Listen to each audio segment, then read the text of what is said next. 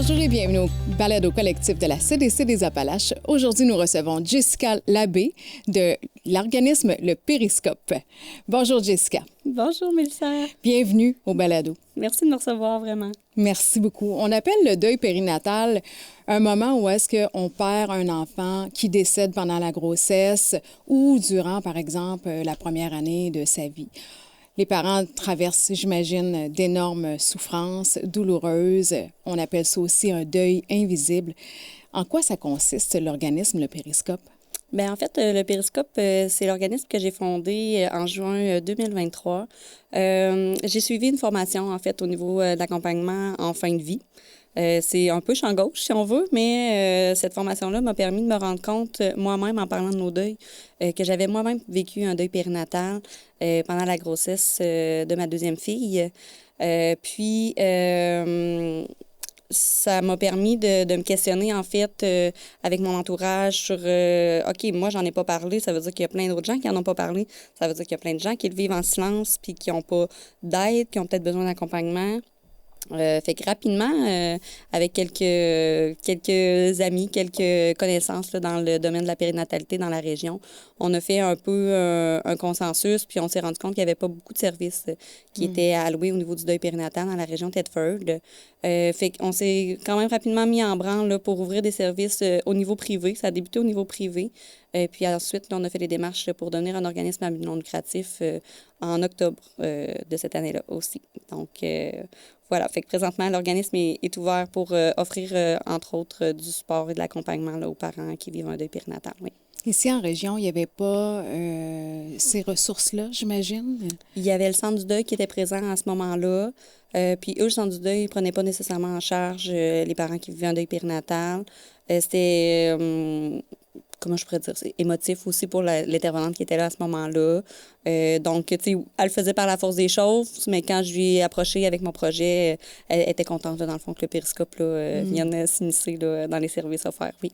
Donc, ça part d'un contexte personnel. Oui. Il y a eu du développement par rapport à ça, de la compréhension, de l'acceptation, puis peut-être une réalisation que, oh, j'ai passé par là, puis j'ai pas eu les ressources nécessaires. Bravo, dans un premier temps, parce Merci. que ça prend vraiment une grande humilité pour bâtir quelque chose, après fonder quelque chose aussi qui va venir en aide à d'autres femmes.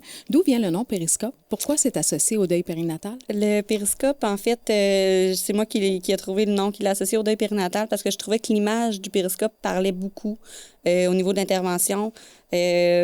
Pendant que je faisais un massage, en fait, je suis massothérapeute aussi, fait que pendant que je faisais un massage, je pensais à des choses en lien avec la périnatalité pour trouver le nom. Je voulais pas nécessairement avoir le mot deuil dans le nom de l'organisme. Puis le mot Périscope m'a popé. Wow! J'allais dire divinement, en tout cas. Tu sais, m'a vraiment popé pendant un massage. Puis, après mon massage, j'ai été voir la définition vraiment directe du périscope. Puis, le périscope, c'est un outil d'observation pour voir par-dessus un obstacle autour de soi. Fait que je trouvais que l'image était très forte, puis ça décrivait vraiment bien ce que je veux faire, en fait, avec l'organisme. C'est vraiment d'aider les familles à passer par-dessus cette dure épreuve-là en leur montrant toutes les ressources qui peuvent être possibles. C'est très significatif vraiment. Comme message qui est rapporté avec le mot. Je me suis toujours demandé pourquoi périscope. Tu sais, c'est quoi le lien avec le deuil périnatal? Puis je voulais t'en parler aujourd'hui, fait que je suis bien contente de la réponse que tu m'offres. Au niveau des services, qu'est-ce qu'on peut voir chez vous? Au niveau des services, on fait de l'accompagnement qui est individuel, que ce soit avec les parents, donc le couple ensemble. On peut faire un suivi personnalisé aussi avec la femme, avec l'homme. On peut venir offrir aussi de l'accompagnement à la fratrie qui vivent un deuil périnatal. Donc, des fois, d'avoir le grand frère, la grande sœur qui ne savent pas trop, OK, mais là, maman revient, elle avait une bédaine, puis là, elle revient de l'hôpital, la coquille est vide, il n'y a pas de petit bedon, qu'est-ce qui s'est passé? Ils le vivent à leur façon. Ils ont une façon différente de l'exprimer, de le verbaliser souvent, mais on vient offrir du suivi personnalisé aussi à eux. On vient offrir des activités de groupe aussi. Une fois par mois, il y a une activité de groupe qui est mise en place, qui est vraiment des activités prétextes, en fait. Là. Donc, on va venir faire un atelier de dessin. On va venir faire un atelier, un café-rencontre. On va venir, proposer aux parents qui vivent un deuil périnatal là, un espace, en fait, pour qu'ils puissent discuter librement, puis sans jugement. On a des levées de fonds aussi qui sont organisées, tout ça, mais nos services sont vraiment ouverts à tous les types de deuils périnataux, puis sont aussi ouverts à la famille élargie. Donc, j'ai des grands-mamans, des fois, qui sont venues me consulter et dire hey, ben, écoute, c'est arrivé à mon fils à ma bru, mais je ne sais pas quoi faire, je ne sais pas comment les aider.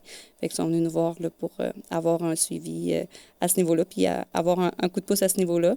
J'offre aussi des activités, des ateliers là, dans les organismes ou dans les entreprises. Je me déplace. Ah oui? Oui, ouais. OK. J'ai fait 2 ateliers l'an dernier là, dans les organismes communautaires, donc pour aller parler du deuil périnatal, entre autres au Centre Femmes. Puis je me suis déplacée aussi dans une entreprise là, qu'une employée, ça a été arrivé, puis les employés ne savaient pas trop comment dealer avec ça. Ne savaient pas trop, c'est ça, quoi dire, quoi ne pas dire. Ouais. Fait que C'est j'avais monté. délicat, hein? On ne veut Oui. pas engendrer plus de souffrance à la personne, j'imagine, puis en même temps, on veut tellement avoir de l'empathie, mais des fois, simplement de l'écoute active, être présente, j'imagine que c'est encore plus bienfaisant que de parler. Oui. Je sais pas, c'est quoi les impacts positifs des services que vous offrez, justement? Parce que là, ce que je comprends, c'est que c'est pas juste à la personne qui a perdu son bébé, c'est vraiment l'entourage aussi immédiat, savoir exprimer de façon différente. Toutes les facettes sont bonnes aussi pour pouvoir sortir toute cette douleur-là. Là. C'est quoi l'impact positif? Bien, c'est vraiment sécurisant, en fait. Surtout c'est ça, au niveau de l'entourage proche, quand que je suis allée me déplacer dans l'entreprise aussi, les gens étaient rassurés de voir que, OK, il n'y a pas de grosse erreur majeure qu'on peut faire justement quand on utilise le simple adage au niveau d'intervention qui est, bien, on a deux oreilles puis juste une bouche. Donc, si on écoute 2 fois plus qu'on parle, ça le fait, tu sais. Ouais. Fait que oui, c'est ça. C'est rassurant de voir pour les gens qu'il y a ce service-là qui est proposé. Puis, les gens arrivent chez nous puis ils ne se sentent pas seuls, tu sais. Juste d'avoir déjà une ouverture, d'avoir une porte qu'ils savent qu'ils peuvent aller cogner. Ouais, ça l'allège un petit peu, en tout cas, du moins. C'est sans l'épreuve. jugement, Ouais. c'est bienveillant, accueillant. C'est Ouais. les mots qui ressortent de ta bouche que Ouais. tu nommes. Là. Quels sont les types de deuil périnataux? Quand on vient parler de deuil périnataux, la période est quand même large. De quelques semaines de vie, en fait, dès que souvent, c'est difficile de savoir en début de grossesse, à 2, 3, 4 semaines qu'on a un enfant à venir. Mais dès qu'il y a une fausse couche, là, en fait, avant le 20 semaines, c'est une forme de deuil périnatal. Après le 20 semaines, ça fait aussi partie du deuil périnatal. Périnatal. Mais aussi, on vient inclure des familles qui vont perdre l'enfant à la naissance suite à des complications X, Y, Z ou puis jusqu'à la première année de vie aussi. On vient parler, dans ce cas-ci, de la morsure du nourrisson. Aussi, on vient l'intégrer dans le deuil périnatal. Et le deuil périnatal prend aussi un virage différent, en fait, au niveau de l'infertilité. Donc, oui, avec des collaboratrices que j'ai à Québec, la Beauce, eux aussi voient que ça les affecte, en fait, des parents qui, mois après mois, ont des problèmes de fertilité, mais sont suivis en clinique de fertilité. Et mois après mois, les tests sont négatifs, malgré des inséminations, malgré des fécondations in vitro. Ça vient quand même apporter son lot de montagnes russes et c'est ça, des émotions vives là, qui peuvent mener des fois à une certaine dépression ou des émotions qui sont plus difficiles à vivre. Là. Ouais. J'imagine que l'impact pour un couple, ça doit être énorme. Et j'imagine aussi qu'il y a des phases dans le deuil, qu'importe le deuil, mais un deuil périnatal, souvent les parents disent ben moi, je veux voir mon enfant. Il y en a d'autres qui n'auront pas cette chance-là ou qui ne souhaitent pas tout simplement avoir l'enfant parce qu'ils ont peur peut-être d'être traumatisés ou d'avoir un mauvais souvenir d'eux. C'est quoi les phases dans ce deuil périnatal-là que tu es confronté ou que les gens t'expriment? J'aime beaucoup utiliser au périscope. On entend souvent parler des 7 phases du deuil, mais j'ai trouvé j'allais dire un auteur, pas un auteur, mais je cherche mon mot. Une ressource. Une ressource, en tout cas, c'est parce que je veux le nommer puis j'oublie son nom. Mais un homme, en fait, qui a fait des recherches puis que lui a condensé les phases du deuil sur 3 phases du deuil. Donc, la première phase qui est vraiment la phase que lui appelle de chaos. Puis je trouve que OK. dans le cas du deuil périnatal, je trouve que ça fait tellement du sens aussi parce que c'est littéralement ça. On ne sait pas pourquoi, on cherche des réponses, on n'en a pas, on ne sait pas ce qui s'est passé. Les émotions passent par la colère, la peine, les crises, L'impuissance. l'impuissance. C'est ça, tu sais, les émotions sont à fleur de peau. Donc, dans cette phase-là, c'est vraiment une phase de désorganisation complète. Puis, en ayant ces trois phases-là simplifiées, les trois phases, en fait, c'est ça qui simplifie. Lui, la deuxième phase, ben, il l'appelle la phase de réorganisation. Donc, c'est pas une phase d'acceptation, mais c'est vraiment une phase de OK, je reconnais maintenant que c'est arrivé, parce que dans la première phase, on le reconnaît pas souvent. Donc, je reconnais que c'est arrivé. Maintenant, comment je peux faire pour me sortir de là, tu sais? Comment je peux faire pour aller chercher de l'aide? Fait que c'est souvent à cette phase-là que les gens vont nous consulter. C'est arrivé que j'en ai eu rapidement des familles, là, que dans les premiers jours que c'est arrivé, qui me consultaient, mais souvent, les familles ont besoin d'un certain temps pour se laisser tout ça déposer. Puis, Digérer. ouais, c'est ça, digérer, puis se laisser déposer un peu. Puis après, ils sont prêts à ouvrir à de l'aide, puis ils se rendent compte aussi qu'ils ont besoin d'aide. Mais, ouais, voilà. Fait au niveau de la deuxième phase, puis au niveau de la troisième phase, je travaille beaucoup, c'est ça, avec la phase dite d'acceptation, mais le mot est quand même gros au niveau de l'acceptation du deuil périnatal. C'est pas... C'est quelque chose, tu sais, souvent, quand il nous arrive des épreuves, on se dit souvent, hey, ben, il n'y a rien qui arrive pour rien, mais... Quelle phrase. Dans le cas du deuil périnatal, c'est pas... c'est pas intéressant à soulever comme phrase, disons. Mais c'est dur, c'est dur de voir que ça peut avoir une cause, mais écoute, tu sais, moi, dans mon histoire, j'ai fait autre chose avec ce qui m'est arrivé, tu sais. Oui, t'as construit. J'ai construit, mais c'est pas tout le monde qui va arriver à ce point-là. C'est correct aussi. Tout le monde le vit encore là, justement, il y a une certaine phase aussi d'acceptation, de questionnement, d'impuissance, de détresse, puis de dire, OK, je fais quoi avec cette situation-là? Puis toi, tu as trouvé ce créneau-là de dire, OK, je vais fonder quelque chose pour venir en aide à d'autres parents, d'autres femmes, d'autres familles. Quand est-ce qu'on décide de consulter? Parce que toi-même, tu n'as pas consulté. C'est ce que je comprends. Non, j'ai pas consulté quand c'est arrivé. En fait, quand je me suis rendu compte que j'avais vécu un deuil périnatal, je m'en suis rendu compte 3 ans et demi après que ça soit arrivé. Pourquoi si tard après? Ben, dans un premier temps, possiblement parce que c'est arrivé pendant la grossesse de ma deuxième fille. Donc, moi, ce qui est arrivé, c'est que j'ai fait une fausse couche à 10 semaines. J'ai perdu le jumelle de ma fille. D'accord. Je dis jumeau parce que je suis convaincue, même si j'avais juste 10 semaines, que c'était un garçon. Mais, tu sais, après ça, on avait les tests chez Procréa, fait que j'étais comme, oh, OK, il y a un petit cœur. Fait que on dirait que j'ai comme enterré cette idée-là que j'avais fait une fausse couche, mais clairement, j'avais fait une fausse couche. Mais on dirait que j'étais comme, OK, bon, mais je me concentre sur ma fille à venir, tout va bien, tout est, tu sais, fait que c'est ça. J'ai zappé cette portion-là de ce qui m'est arrivé. Puis c'est en parlant de nos deuils, que pendant la formation que j'ai suivie, que là, je me suis rendu compte que, OK, j'avais vécu ça. Tu sais, j'en avais même pas parlé à mon conjoint. Tu sais, c'est pour dire comment que le deuil périnatal amène un lot de honte. En tout cas, dans mon cas, c'était de la honte que je vivais, mais c'est pour dire à quel point c'est tabou aussi, le deuil périnatal. Les familles ont des outils qui leur sont proposés, ont des choses qui leur sont proposées, puis c'est difficile de venir s'asseoir puis de dire, OK, là, j'ai vraiment besoin d'aide, j'y arrive plus. C'est particulier comme deuil, là. Ouais. Donc, chaque cas est différent. Oui. Chaque femme a le besoin ou ne ressent pas le besoin, par exemple, de consulter, d'aller chercher des ressources, des outils. De quelle façon, justement, on peut s'outiller? Mettons, si on dit, ben oui, je vais aller faire un certain type d'information chez vous, au périscope, quelles sont les ressources auxquelles vous allez les diriger, ces personnes-là? Bien, dans un premier temps, souvent, on va rencontrer des familles pour une première rencontre. On va voir un peu avec eux leur histoire, on va voir avec eux leurs besoins.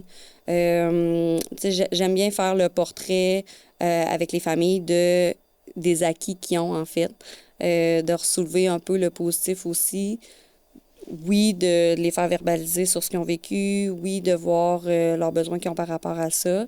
Fait que je vais leur proposer des exercices en lien avec ça, mais je vais aussi leur faire voir que qu'il peut y avoir du beau là aussi, là, puis qu'ils ont des acquis qui sont importants Oui, de base. de base qui sont importants de conserver, en fait, là. Puis de maintenir ça, tu sais.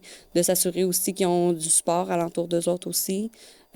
Souvent, là, c'est un exercice que je vais faire avec eux aussi, là, de vraiment s'assurer que la famille est enveloppante, est enrobante, mais en même temps pas trop. Il y en a souvent qui veulent vivre le moment plus en couple ou même seul, mais ça apporte des fois son lot de défis. Donc, on va s'assurer que l'environnement autour est aidant, soutenant, à la mesure de ce qu'ils ont besoin aussi, là, ce couple-là, cette famille-là. Là. Ouais.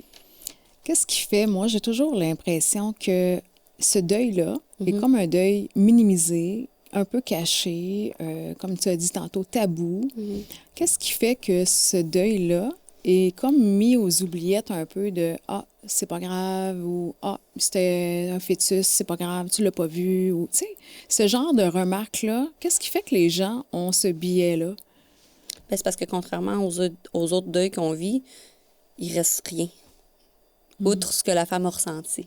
Oui, je comprends. Tu sais, outre ce que la femme a ressenti. Fait que je pense que c'est une grosse partie de la réponse, malheureusement, c'est que c'est pas tangible, il nous reste pas vraiment de souvenirs, outre les quelques coups de pied qu'elle aura, ou le petit pyjama qu'elle avait déjà acheté. Tu sais, il reste très peu de souvenirs avec cette personne-là, si petite ou si peu longtemps elle a vécu, mais ça reste que c'est ça, ça reste que c'est un être vivant quand même si Tout elle à avait fait. juste 5 semaines. Tout à fait. Ouais. Dans l'expérience des gens que tu rencontres, est-ce qu'il y a une différence entre une mère et un conjoint papa dans la façon d'appliquer ce genre de deuil-là? Est-ce que c'est différent? Ou les deux ont vraiment ce même sentiment de détresse? C'est des couples que j'ai rencontrés, en tout cas dans la dernière année, là, c'est assez différent de la façon de leur vivre. C'est pas différent des, des hommes et des femmes, je pense, de la façon qu'on vit nos émotions, tout simplement. Là. Oui. Fait que souvent, la mère va être plus près de ses émotions, la mère va être plus ouverte à recevoir de l'aide, va en parler plus facilement. Le père, souvent, va venir à la première rencontre, mais en même temps, je sais que l'information doit se rendre quand même par la mère, c'est correct. Ils savent que les services sont là et que s'ils ont besoin, Oui. c'est faisable. Mais c'est ça, les services offerts sont différents là, de la femme et de l'homme, là, vraiment.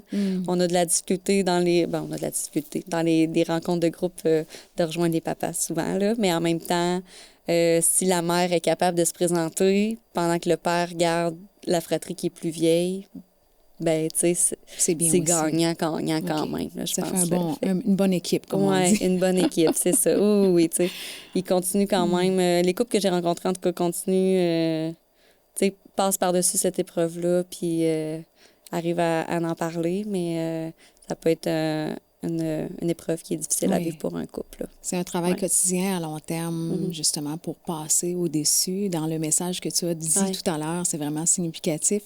Je reviens un petit peu au service parce que je me mets dans la peau, puis je prends pas le privilège d'être dans cette douleur-là, c'est pas ça, mais je me mets dans la peau d'une maman qui a perdu son enfant, puis qui va à ces rencontres-là. J'imagine qu'il y a une espèce de consolidation maternelle, justement, qui fait qu'on est capable de parler, de s'exprimer. Ça va justement réduire l'isolement qu'ils vivent par rapport à ça, autant au niveau de l'autre conjoint, de la famille directe, mais des fois, on n'est pas capable de l'exprimer.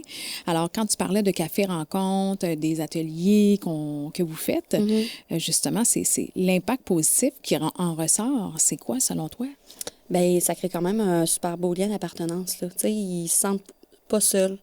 Et souvent aussi, les femmes vont parler de leurs histoires, fait qu'ils vont des fois, je dis malheureusement, pas malheureusement, mais tu sais, quand on se compare, on se console, des fois, fait que t'es comme, OK, tu sais, chaque deuil périnatal est différent, Ah oui. chaque deuil, chaque façon de le vivre est différent aussi, chaque personne est différente, donc ça amène des façons d'intervenir différentes. Mais des fois, quand on entend l'histoire d'un autre, on dit « Oh mon Dieu, hey, tu sais, moi j'ai vécu ma fausse couche, mais j'aurais jamais vécu ce que tu as vécu, tu sais, je te trouve bonne. Fait que, tu sais, ça leur fait tisser des liens vraiment Ah, c'est le fun. significatifs. Ça crée Puis des il y belles en amitiés. a, oui, tu sais, c'est ça, il y en a j'entends me dire, tu sais, des fois, je continue d'aller marcher avec telle maman parce que je m'entends bien avec, tu sais. Fait que c'est le fun. Oui, ça crée des beaux liens, là. Ouais. Merveilleux. Mm. Jessica, en terminant, à quel endroit on peut vous trouver puis de quelle façon? On peut nous rejoindre sur la page Facebook, le Périscope. Nos locaux sont situés dans la bâtisse, de Pneus Frein 112, en fait.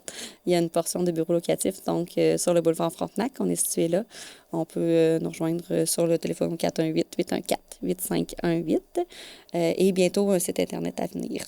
Oh, nouvelle Donc, image de marque, nouveau oui. site Internet. Oui, tout à fait. Bravo, merci beaucoup. Puis bravo pour ta propre évolution dans ça, Oui, puis de vraiment. pouvoir créer, à fonder vraiment un organisme pour aider les autres familles. On parle qu'il y a environ 23 000 familles au Québec, Au qui Québec, vivent ça par par année. année. Imagine Ouais. à quel point c'est grand et à quel point les ressources ici, en Appalaches, n'étaient pas présentes. Bravo, merci beaucoup de ton passage en studio. Merci de m'avoir reçu. Merci.